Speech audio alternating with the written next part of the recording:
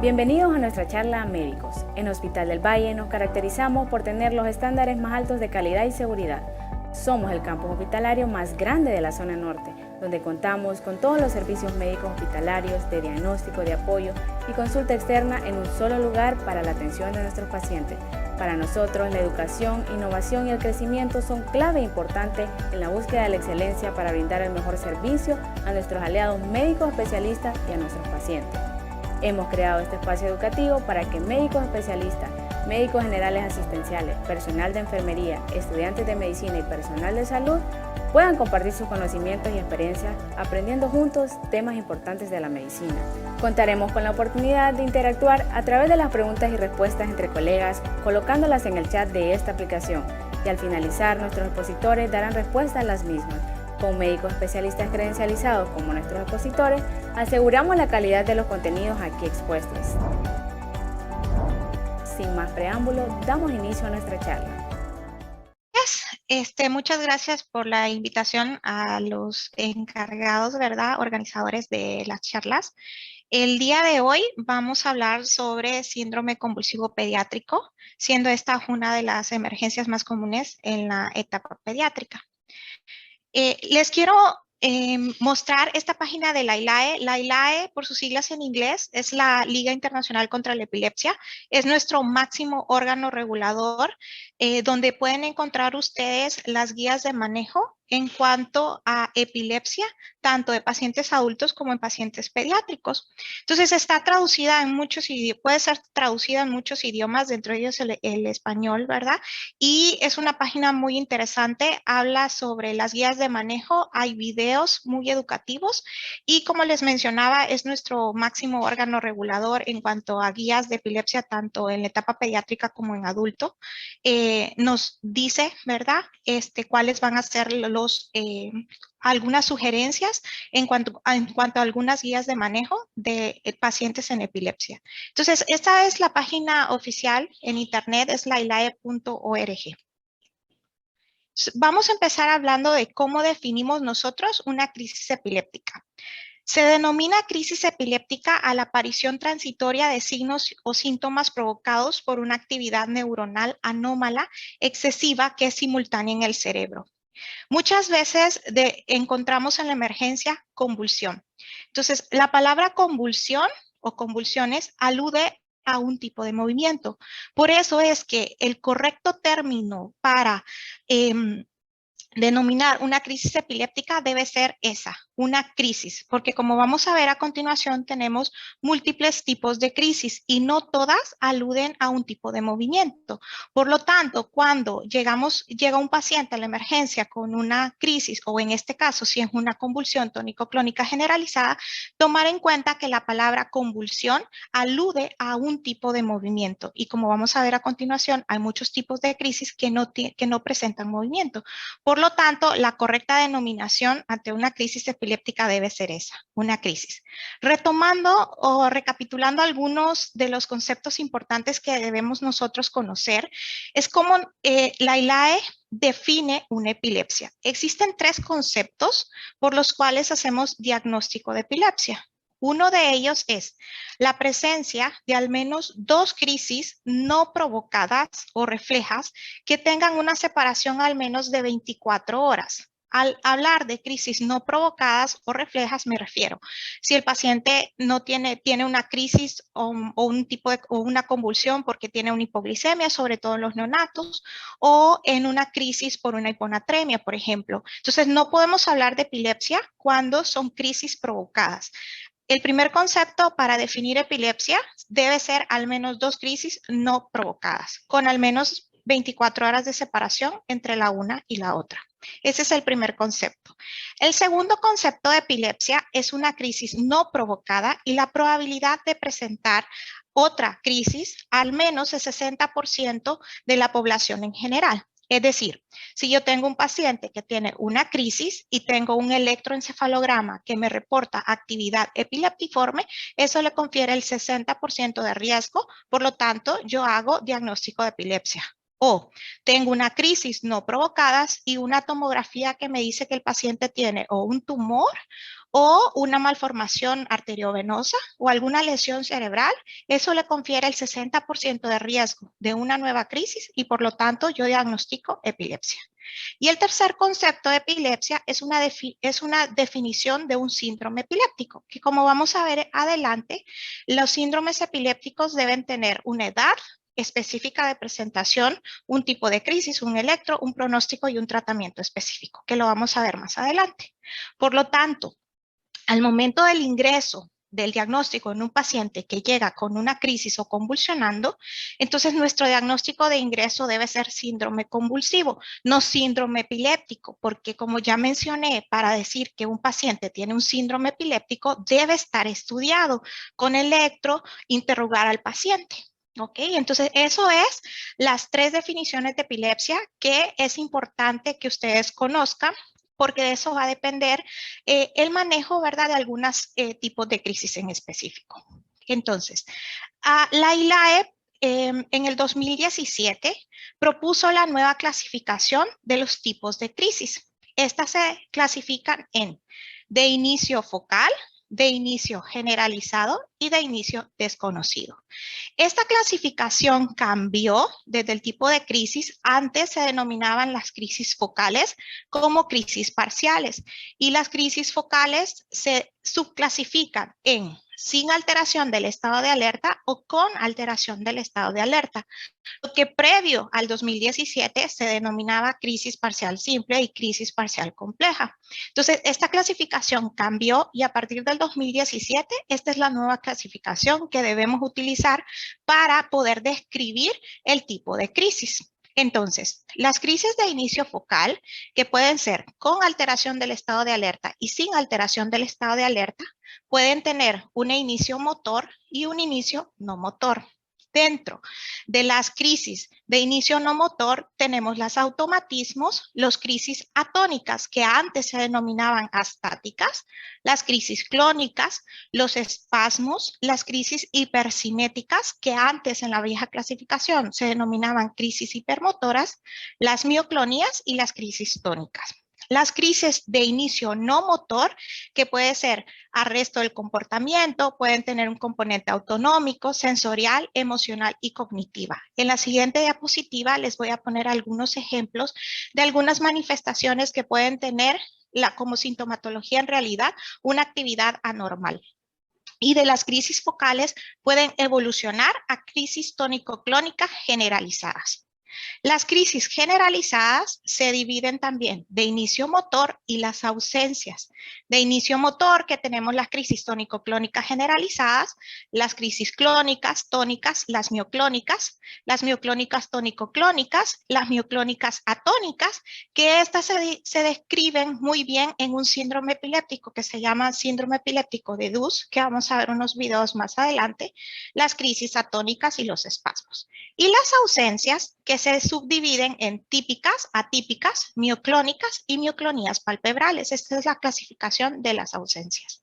Y también tenemos crisis de inicio desconocido, que pues a pesar de hacer todos los estudios no podemos categorizarlas, entonces se denominan de inicio desconocido. En la manera de lo posible tenemos que tratar de poder clasificar el tipo de crisis del paciente. Sabiendo el tipo de crisis, podemos dar un tratamiento específico porque sabemos que hay antiepilépticos de inicio o que pueden funcionar mejor específico para crisis focales y otros para crisis generalizadas. Esta es algunas de la sintomatología que puede tener el paciente, que puede ser la manifestación de una actividad anormal, desde un risa sin motivo, que antes se denominaban crisis gelásticas, hasta la sintomatología autonómica, ¿verdad? De vómitos, náuseas, palpitaciones, que también puede tener una base de una actividad anormal en el cerebro y por lo tanto debemos solicitar un electroencefalograma. Cabe mencionar que el manejo que vamos a ver a continuación sí es pediátrico, pero se centra en los lactantes menores. El manejo de los lactantes menores en adelante hasta los 18 años y que el manejo del estado epiléptico en neonatos es completamente diferente. Esta es la clasificación nueva del 2017 igual, que habla de la ILAE sobre los neonatos, donde hace énfasis realmente en el paciente neonatal críticamente enfermo.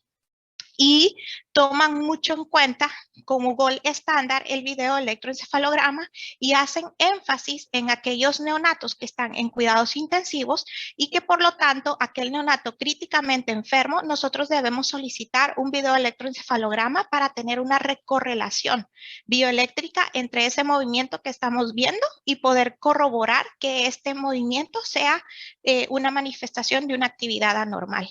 Igual se dividen de inicio motor, de inicio no motor y no clasificables. Que eso es importante también al momento de tener un neonato en unidad de cuidados intensivos. Entonces vamos a poner algunos videos, algunos ejemplos de algunos tipos de crisis que son importantes conocerlas. Por ejemplo, este es un lactante menor, tenía justo 29 días, casi los 30.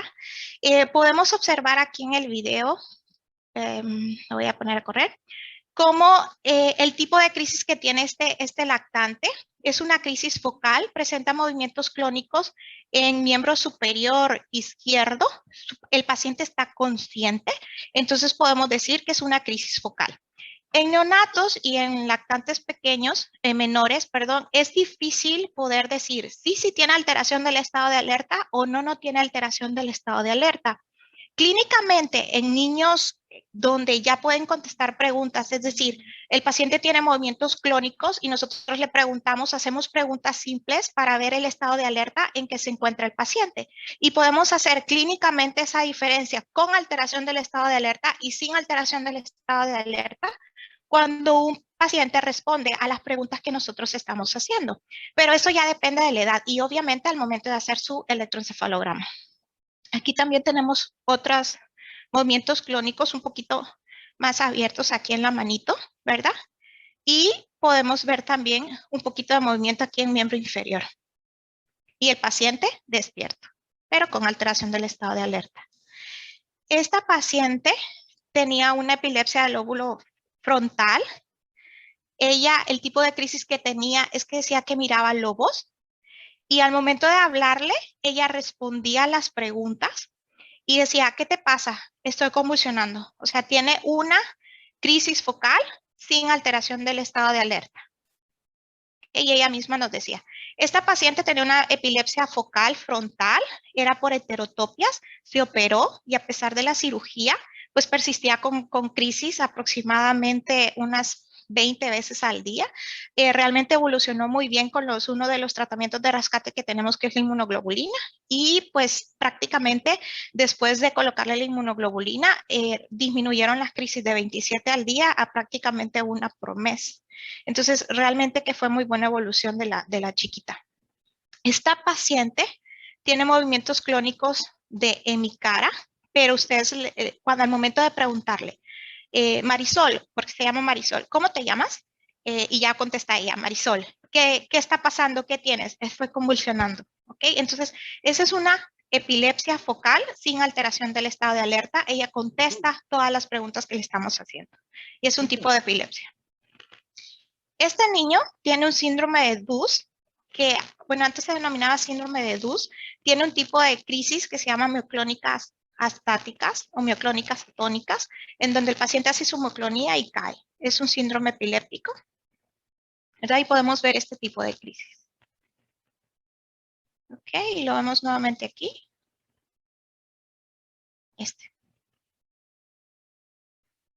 Ok. Este pacientito tiene aproximadamente 7 meses. Inicia con estos movimientos que en muchas ocasiones suele pasar desapercibido, tanto para el médico como para los papás. Y probablemente el niño ya ha tenido muchos eventos antes de que los papás se den cuenta de este tipo de movimiento y se llaman espasmos, que es típico del síndrome de West. Entonces, ahí está, ese es un espasmo. Tenemos espasmos en flexión, espasmos en extensión, y estos son espasmos en extensión que hace la chiquita. Ahí hay uno, hace una supraversión ocular y extiende sus manos, sus miembros superiores. Entonces, son crisis sutiles que, como les menciono, pueden pasar desapercibidas. Ahí está otra vez. Mucho tiempo en muchos papás y llevar al paciente, ahí está otra vez, y llevar al paciente a consulta y no poder explicar qué es lo que está pasando.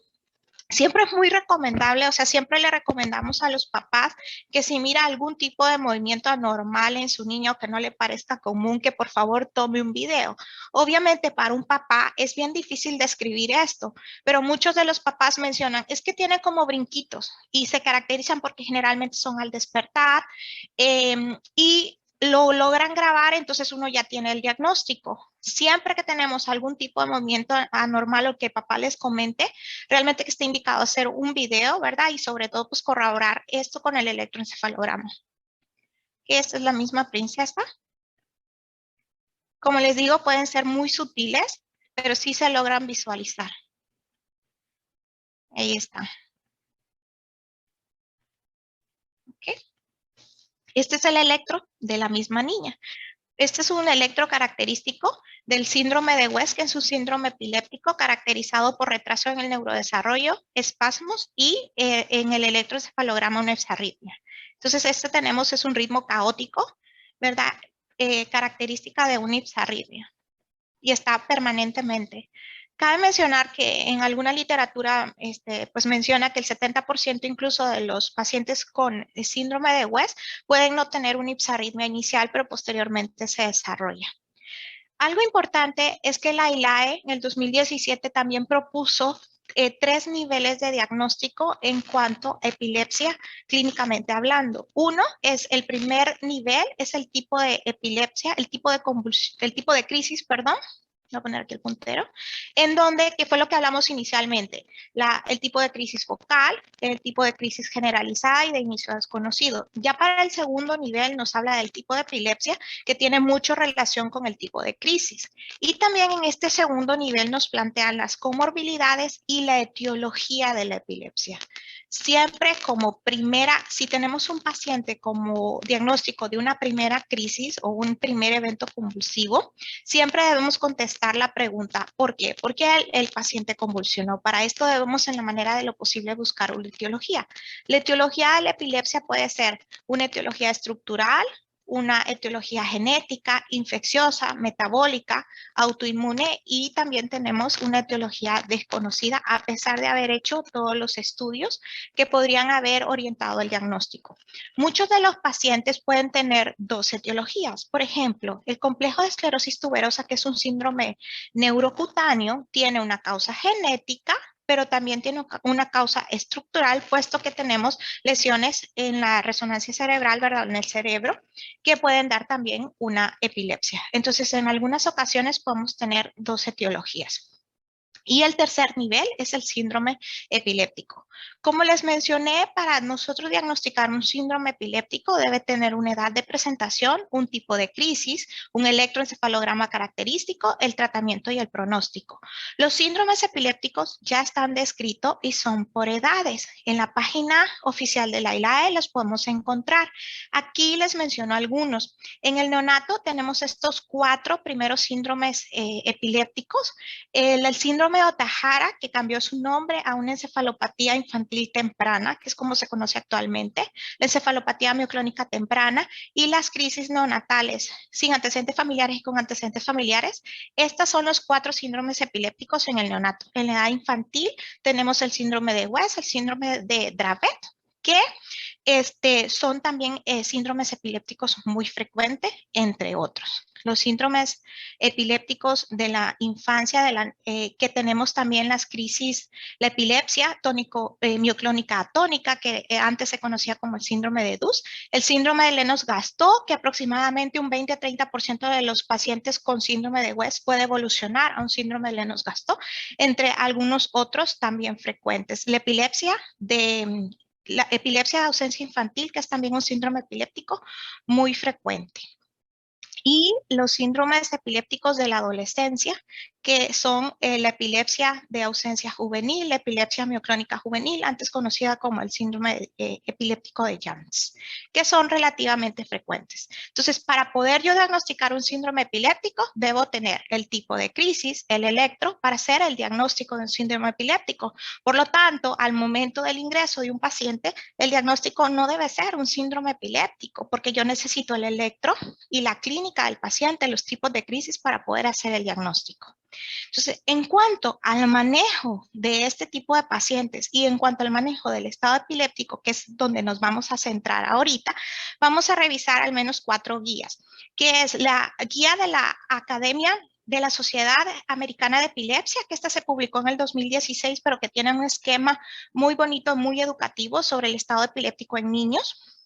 Algunos conceptos que se recapitularon en el 2018 sobre el estado epiléptico refractario y superrefractario, la guía de la Academia Mexicana de Neurología que salió en el 2019, que también está actualizada, y la última guía que salió ahorita en el 2020, que es la guía de la Sociedad Andaluza de Epilepsia, que habla también de el diagnóstico y tratamiento de epilepsia en niños.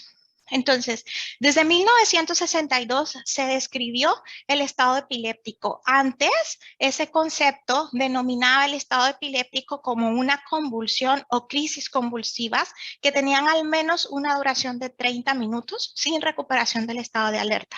Este término ha cambiado totalmente para definir el estado epiléptico como una actividad convulsiva clínica con duración 5 minutos o más. Con este tiempo de duración de una crisis, yo diagnostico estado epiléptico. El segundo concepto que se maneja de estado epiléptico es 2 o más crisis sin recuperación del estado de alerta por al menos 30 minutos. En el 2018, esta última definición de estado epiléptico probablemente, bueno, mencionaba en la guía que probablemente en los próximos años este último concepto vaya a desaparecer. Sin embargo, hasta que la ILAE no diga, pues ya no lo usemos, todavía debe ser una definición de estado epiléptico, pero probablemente en los años que vienen va a desaparecer este último concepto.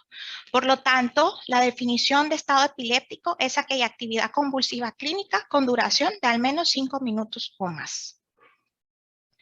Es una de las emergencias pediátricas más comunes. En realidad es un fallo en los mecanismos responsables del inicio y la finalización de estas. Tiene una incidencia de 18 a 23 por cada 100,000 niños por año y tiene dos picos generalmente en los estados epilépticos, tanto en la edad pediátrica menores de 10 años y en los adultos mayores de 50.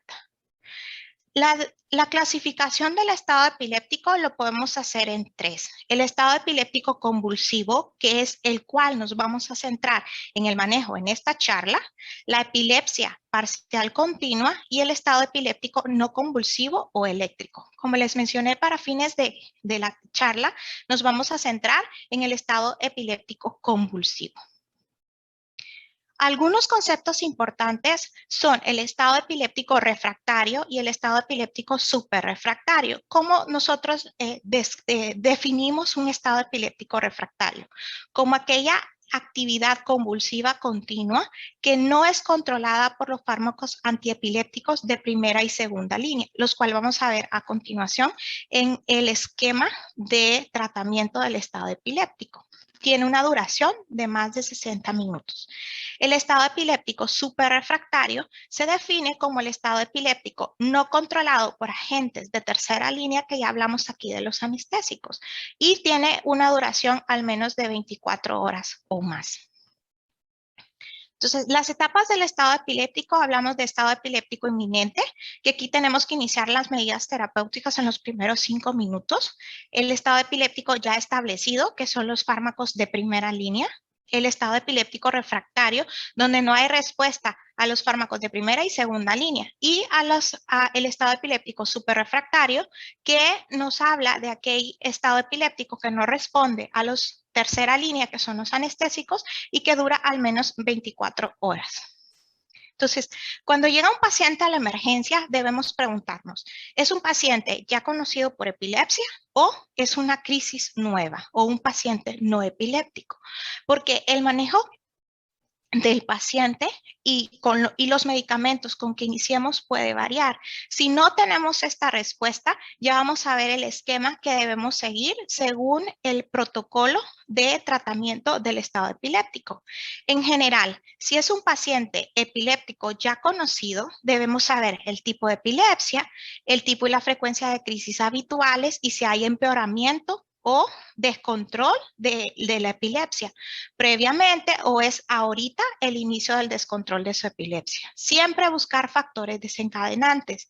Si es que el paciente tomó alguna sustancia tóxica, si es que hubo un cambio de tratamiento, la deprivación de sueño, que es uno de los factores más importantes como desencadenante de descontrol de la epilepsia. Si el paciente no se tomó una dosis y si hay una infección concomitante, que también es otro de los factores bien importantes para descompensación de un paciente epiléptico. Tomar en cuenta el tipo de crisis. Por ejemplo, un paciente con mioclonías no le debemos nosotros colocar fenitoína porque ya sabemos que la fenitoína puede exacerbar las mioclonías. Por eso es importante conocer el tipo de crisis que tiene el paciente y cómo nosotros lo estamos recibiendo al momento de la emergencia.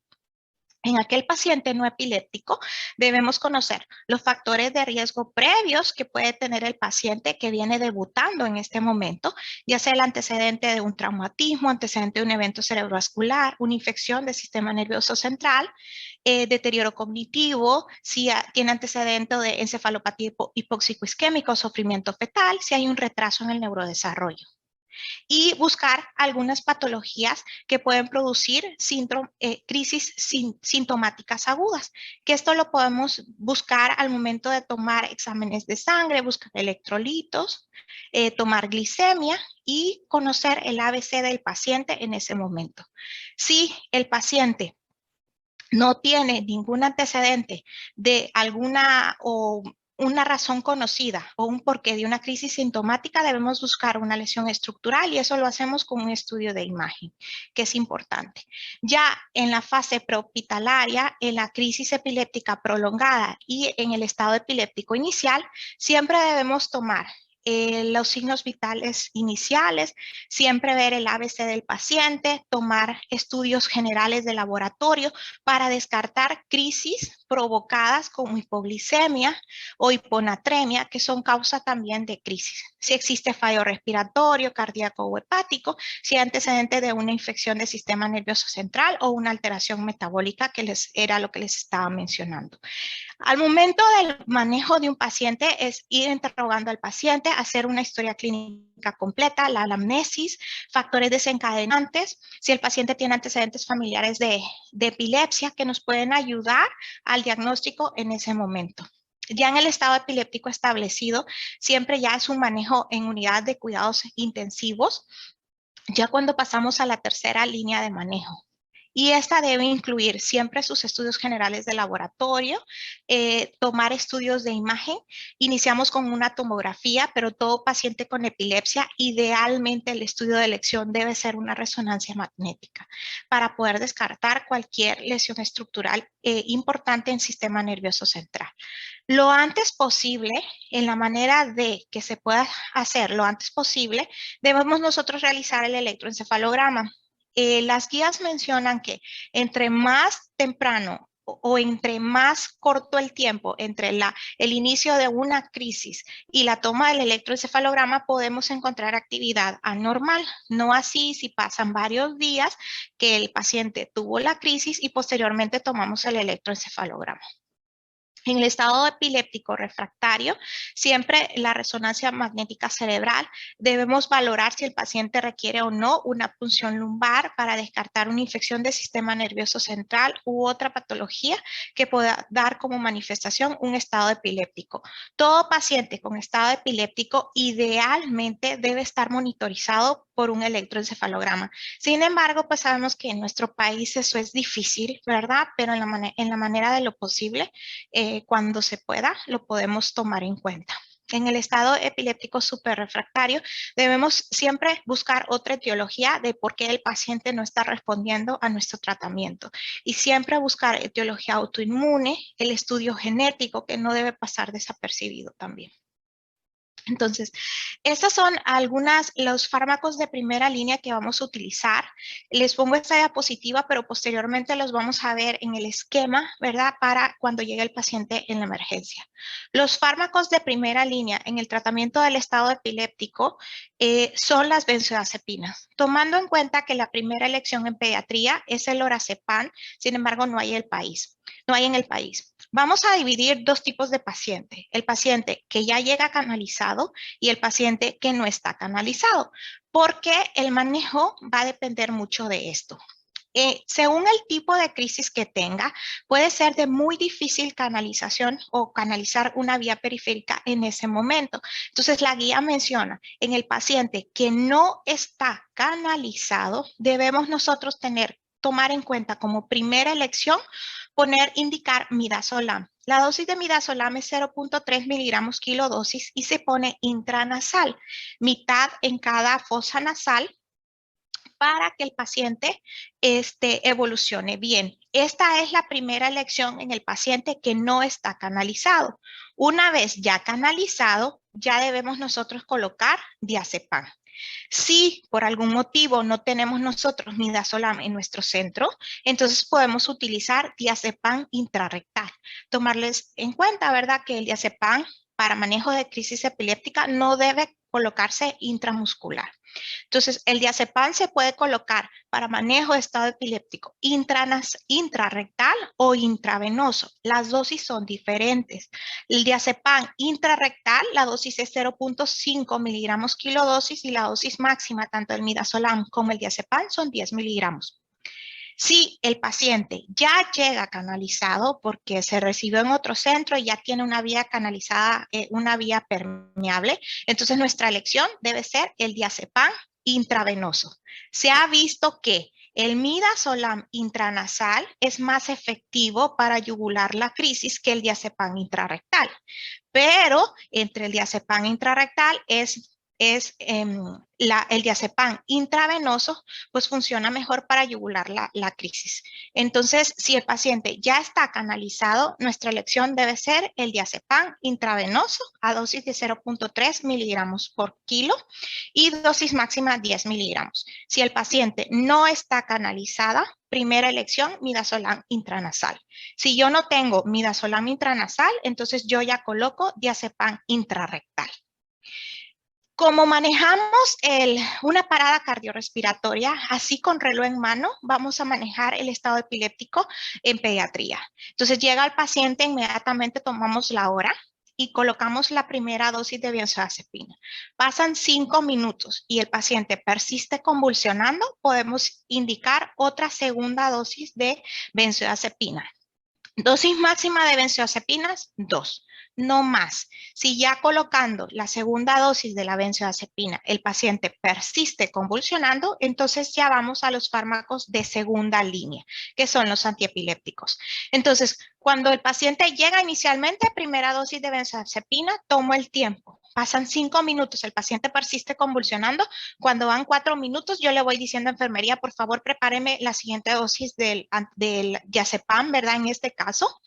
Y si luego de la segunda dosis de la benzodiazepina pasan 5 minutos y el paciente persiste convulsionando, entonces yo voy a la segunda línea de manejo, que son los antiepilépticos. De la segunda línea de manejo voy a tener 3 antiepilépticos. El fenobarbital sigue siendo la elección en neonatos, pero como les mencionaba, vamos a centrarnos en la etapa de 1 mes en adelante. Entonces, el manejo del estado epiléptico en neonatos es diferente. En el tratamiento de la segunda línea de tratamiento en el estado epiléptico tenemos 3 antiepilépticos, el ácido valproico, la fenitoína y el levetiracetam. Para fines prácticos, la dosis de impregnación son 20 miligramos por kilo en las 3. Entonces, ¿cómo elegir alguno? En un estado convulsivo febril o en un estado convulsivo por fiebre, que por definición el estado convulsivo febril se define como aquella convulsión tónico-clónica generalizada o aquella convulsión en presencia de fiebre en un niño previamente sano en edades ya comprendidas 6 meses, 5 años, dura aproximadamente 30 minutos. Esa es la definición de estado convulsivo febril, a diferencia del estado epiléptico, en el cual la duración de la crisis solamente son 5 minutos. Entonces, si yo tengo un paciente que tiene una convulsión o un estado convulsivo febril, la primera elección del antiepiléptico es el ácido valproico. Segunda elección, levetiracetam. Como sabemos, en el país ahorita no tenemos ácido valproico intravenoso, por lo tanto la elección debería ser levetiracetam. Si ya no tengo yo nada más que ponerle al paciente, entonces pues bueno, en algunos centros de salud puede elegir fenitoína. Sin embargo, conocer que la fenitoína no tiene medicina basada en evidencia para evitar la recurrencia de las crisis febriles. Entonces eso hay que tomarlo en cuenta. Si un paciente llega en un estado epiléptico porque tuvo un traumatismo cráneoencefálico, un TEC, la elección pues sigue siendo fenitoína o levetiracetam. En el caso de las crisis febriles, sí tenemos esas antiepilépticos de elección, ácido valproico o levetiracetam. De lo contrario, podemos elegir cualquier antiepiléptico para el tratamiento y tratar de yugular la crisis, el estado epiléptico en ese momento.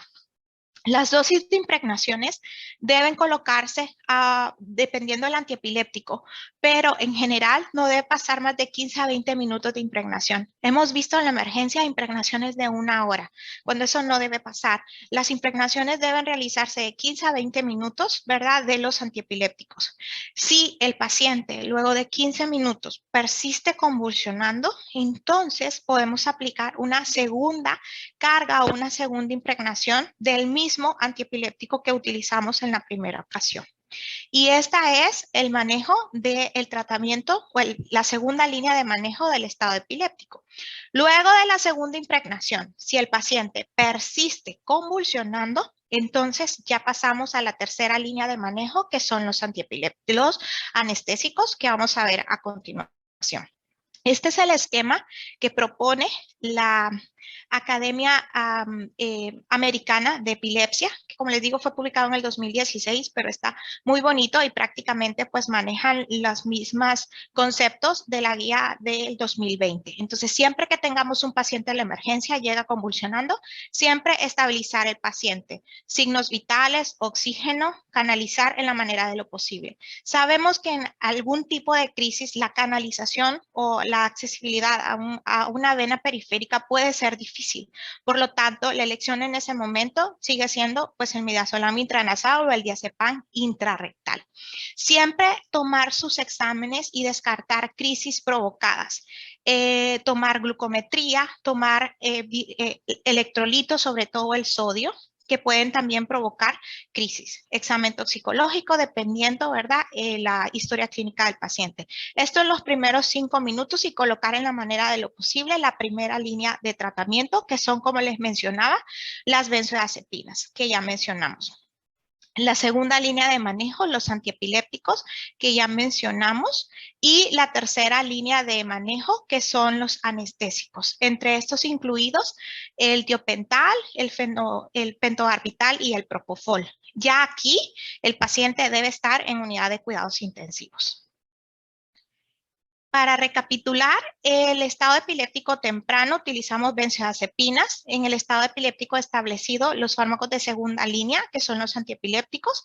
El estado epiléptico refractario, los anestésicos, y en el estado epiléptico superrefractario debemos nosotros buscar otras medidas o preguntarnos por qué el paciente no está evolucionando bien, y dentro de los tratamientos de rescate tenemos la inmunoterapia, las esteroides, los pulsos de metilprednisolona, inmunoglobulina como tratamientos de rescate, y siempre tomando en cuenta el tiempo, así como manejamos la parada, ¿verdad? Así debe manejarse con reloj en mano el estado epiléptico en un niño. Y esto es lo que les mencionaba del tratamiento de la epilepsia o el estado epiléptico superrefractario, donde debemos considerar la inmunoterapia.